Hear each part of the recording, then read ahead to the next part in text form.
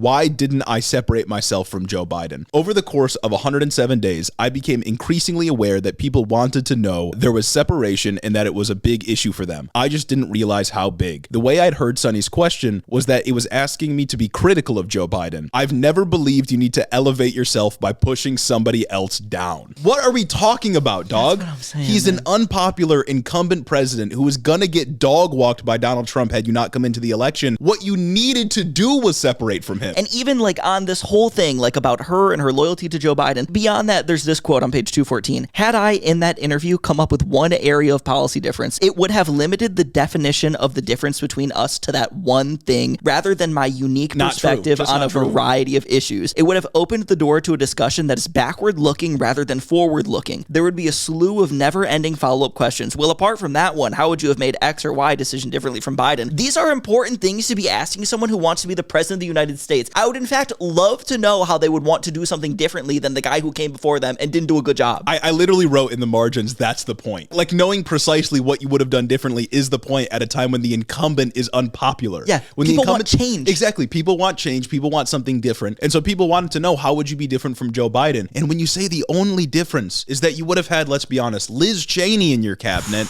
that's uninspiring. Nobody gives a f. They want to know how you're going to make their lives better. And if you say you wouldn't have deviated from Joe Biden at all, that's going to be a loser.